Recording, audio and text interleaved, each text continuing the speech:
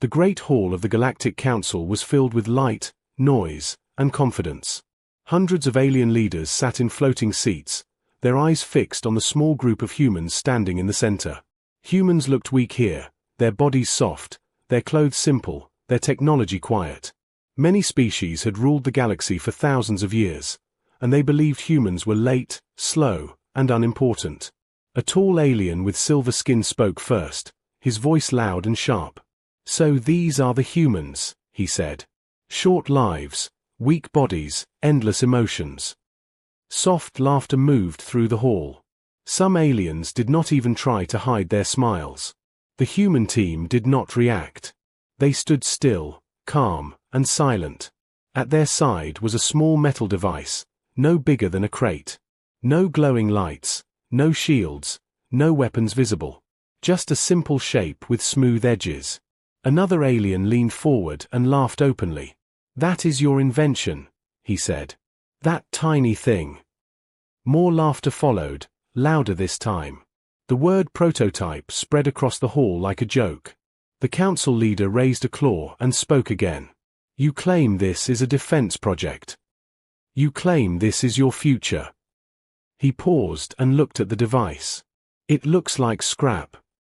Still, the humans said nothing. One human woman stepped forward slowly. Her voice was calm and steady. "This is a prototype," she said. "It is not finished." The council exploded with laughter again. An insect-like alien slammed his limb against his seat. "Not finished," he said. "Then why bring it here? Do you want pity?" The narrator's voice moved softly through the moment. Humans had learned something long ago. Power did not need to shout. Real danger did not need to glow. The council leader leaned back, bored now. "Earth has asked for recognition," he said. "But what we see is weakness. Emotion, hesitation, and toys." He waved his claw toward the device. Some alien leaders turned away, already losing interest. To them, this meeting was over. Humans were nothing more than a footnote. A species that would disappear quietly with time. Then something changed. A quiet tension filled the room.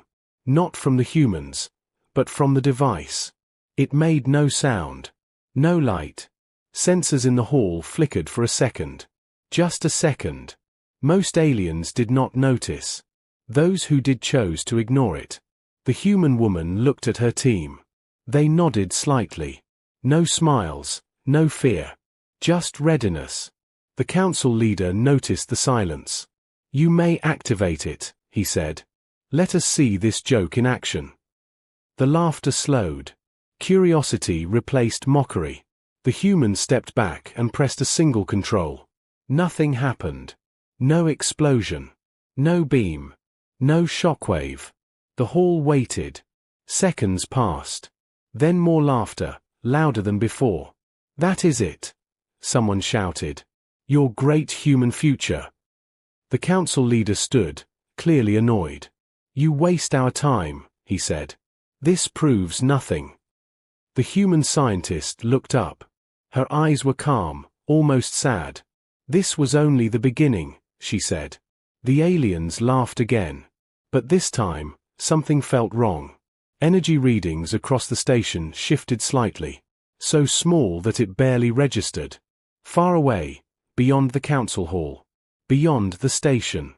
Beyond known space. Something moved. No alarm sounded. No warning was given. Because no one knew what to fear yet. The narrator returns, slow and heavy. Humans did not come to prove strength. They came to prove patience. The council dismissed the humans shortly after. Earth was labeled insignificant. The meeting ended. Aliens returned to their politics and power games. The human team walked out in silence. Behind them, laughter echoed through the hall. One alien officer turned to another and said, "They will not last long." The camera follows the humans as they enter their ship. Inside, no one celebrates. No one speaks loudly. One human engineer finally breaks the silence. "They still think power must be loud," he says quietly. The ship leaves the station. The stars remain calm. The galaxy feels unchanged. But somewhere, far from laughter and pride, the first crack has already formed. The human ship moved away from the council station without lights or signals. It looked small against the giant metal structure behind it. Inside the ship, the humans stayed quiet. Not because they were afraid, but because they were waiting. The prototype sat in the center of the ship. Still silent. Still plain. To anyone watching, it looked inactive. Useless. Alien observers followed the ship from a distance. They shared jokes through open channels. They mocked human engineering. Some even placed bets on how long Earth would survive in galactic politics. Back on the council station, life returned to normal. Trade talks resumed. Wars were planned. Powerful species argued over borders and stars. Humans were already forgotten. On Earth, deep below the surface, hidden facilities came alive. Screens lit up one by one. Human scientists watched silent data streams. Numbers moved slowly, carefully. No one smiled. No one spoke loudly. Every movement was controlled. The narrator explains softly. The prototype was never meant to impress. It was meant to test limits. Not of machines, but of understanding. Far across the galaxy, in the territory of the laughing civilization, small changes began. Mining stations reported tiny delays. Energy flow was uneven. Ships needed extra seconds to jump.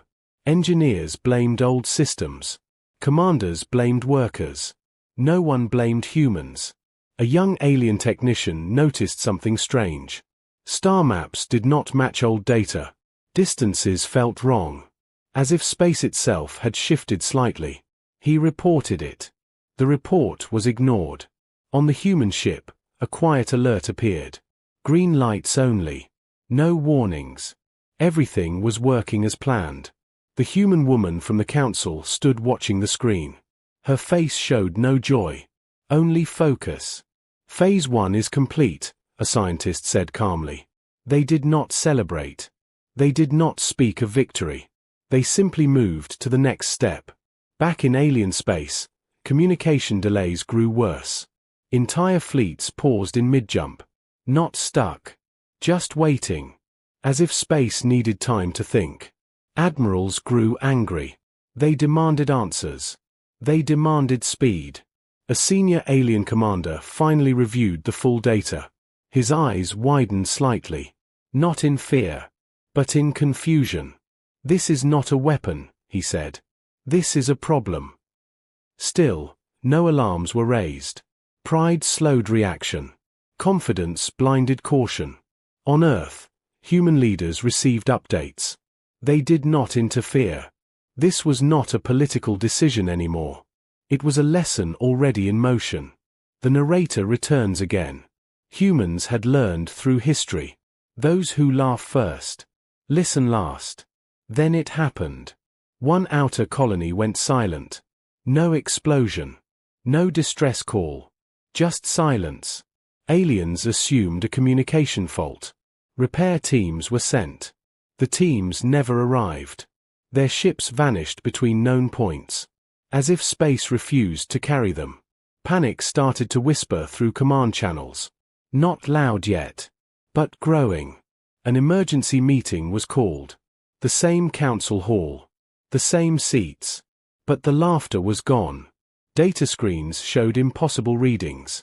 Stars slightly dimmer. Distances longer than before. Someone finally spoke the word. Earth. Back on the human ship, the crew watched the reaction. Still silent. Still calm. One scientist leaned back and said quietly, "They noticed faster than expected." The woman nodded. "They always do," she replied. In the alien empire, leaders argued. Some demanded weapons. Others demanded answers. But no weapon could target the problem. Because the problem was not a thing. It was a change. A senior alien finally ordered contact with Earth. The signal reached the human ship. Clear, urgent, afraid. The human woman accepted the call. She listened. She did not interrupt. When the alien finished speaking, she responded slowly. "You asked for a demonstration," she said. The connection ended. No threats. No explanation. Across the galaxy, systems continued to fail. One by one. Like lights being turned off. The narrator closes the part softly. The galaxy was beginning to understand. Humans had not brought noise. They had brought change. And change does not ask permission. The alien empire moved into full alert. Not with fear at first, but with anger. War fleets were ordered to gather. Weapons were armed. Generals shouted commands. They believed force could solve any problem. But ships began to arrive late. Not minutes. Not seconds. Just enough delay to cause confusion. Navigation systems argued with reality. Coordinates were correct. But space did not behave as expected. As if the galaxy itself resisted movement. Engineers worked without rest. They replaced parts. They rewrote code. Nothing changed. On one border world, the sky looked different. Stars felt farther away. Light arrived slower. Time itself felt heavy. Civilians noticed first. Children complained that night felt longer. Workers said machines reacted late. Doctors reported heartbeats slightly out of rhythm. Still no alarms were sounded. Admitting fear would mean admitting humans mattered. On Earth, human scientists watched quietly. Data streams confirmed their predictions. The prototype had crossed its first threshold. "This is still the weakest state," one scientist said. Another nodded. "The system is only adjusting." The narrator speaks low and steady. Humans did not break worlds. They changed the rules those worlds depended on. In the alien empire, a core energy world suddenly lost balance. Not destroyed. Not attacked. Just unable to hold itself together. Power grids failed softly. Cities went dark. Gravity weakened. Buildings cracked without sound. Panic finally arrived. Messages flooded command centers. Leaders demanded answers. A high-ranking alien scientist reviewed old council records. He paused on the human presentation. On the small silent device. On the calm faces. His voice shook when he spoke. "This is not destruction," he said. "This is erasure through correction." Others did not understand. He tried to explain. "They did not hit us. They told the universe to stop agreeing with us." Before anyone could respond, another world went silent. Then another. No explosions. No debris. Just absence. The galaxy began to whisper. Not in sound, but in shared fear. Nearby civilizations shut down their networks. They watched from a distance. They remembered the laughter in the council hall. On the human ship, the crew felt the shift. Not through alarms, but through silence growing heavier. The human woman stood alone, looking at a star map that slowly lost points of light. Her expression did not change. "They still think we attacked them," someone said. She replied softly. "They still think like conquerors." Inside the alien empire, fleets tried to retreat. Jump drives failed completely now. Space no longer allowed shortcuts. A fleet commander screamed orders, then stopped mid-sentence. As his flagship lost cohesion. Not exploding. Just fading. The narrator pauses. What humans built was not a weapon of war. It was a mirror. It showed civilizations what happened when balance was ignored. The alien leaders finally did what they never imagined. They begged. Signals were sent in every known frequency. Not demands. Not threats. Requests. The human ship received them all. The crew listened. Still calm. One message stood out. It was not from a leader, but from a scientist. "You don't need to finish this," the message said. "We understand now." The human woman closed her eyes briefly, then opened them. "Understanding comes late," she said. She turned to the prototype controls. Her hand hovered. Not in hesitation, but in reflection. Final calibration approaching, a voice reported. Far across the galaxy, the alien capital world trembled. Its star dimmed unnaturally. Not dying. Being denied. The narrator ends the part quietly. Laughter had turned into silence. Confidence into collapse. And for the first time, the galaxy waited on a human decision. The alien capital world hung in space like a wounded heart. Its cities still stood. Its people still lived. But everything felt wrong. The sky was dimmer. Not dark. Just tired. Gravity shifted in slow waves. Buildings groaned. Oceans pulled away from their shores. As if the planet was slowly forgetting how to exist. Inside the Capital Council chamber, chaos ruled. Leaders shouted. Screens flickered. Old rivals blamed each other. No one laughed anymore. A senior alien, once proud and loud, now spoke in a broken voice. "We were not attacked," he said. "We were corrected." Some refused to accept it. They demanded retaliation. They ordered every remaining weapon to target Earth. The targeting systems failed. Not jammed. Not destroyed. They simply could not lock. Earth was there, but unreachable. As if the idea of attacking it no longer fit the universe. On the human ship, silence filled the control room. The prototype glowed faintly now. Not bright. Just present.